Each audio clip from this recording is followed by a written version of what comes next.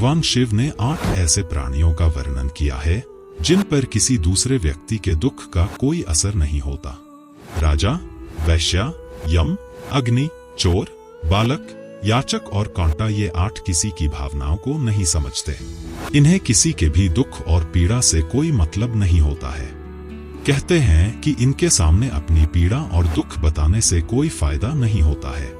राजा हमेशा अपने नियम और सत्य को देखकर ही सबके साथ न्याय करता है, इसलिए वह किसी के दुख को नहीं समझ सकता। एक वैश्या को हमेशा पैसों से मतलब होता है। अगर यम किसी की पीड़ा समझेंगे तो फिर किसी की मृत्यु ही नहीं होगी, इसलिए यम कभी किसी की पीड़ा को नहीं समझते। अग्नि का काम ही है जलाना, तो वो भला कैसे किसी को समझ सकती है। चोर किसी की पीड़ा नहीं समझते। बालक की बुद्धि कम होती है, इसलिए दूसरों की पीड़ा और भावनाओं से वह दूर होता है। व्यक्ति अपने दुख से कम और दूसरों के सुख से ज्यादा दुखी होता है। हर व्यक्ति के अपने जीवन में 3 प्रकार के सुख होते हैं: भौतिक सुख, मानसिक सुख और शारीरिक सुख। जो व्यक्ति दूसरों को दुख पहुंचाता है वो आगे चलकर कभी सुखी नहीं हो सकता है। वहीं जो व्यक्ति दुख भोग रहा है वो आगे चलकर सुखी हो सकता है।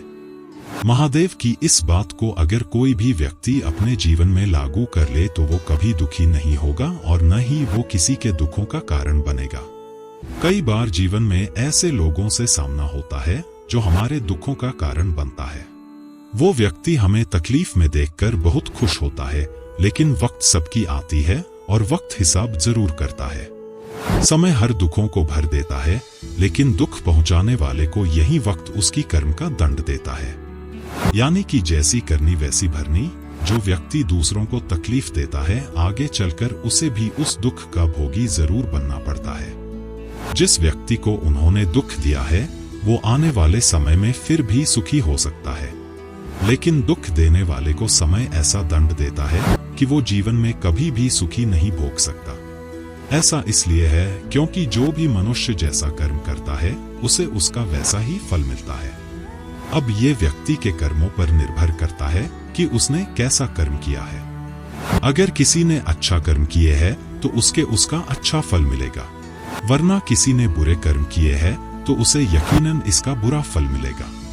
तो अगर आप भी अपने जीवन में सुखी रहना चाहते हैं तो महादेव के इन बातों का विशेष रूप से ख्याल रखें कि यह जानकर आपसे किसी का बुरा न हो।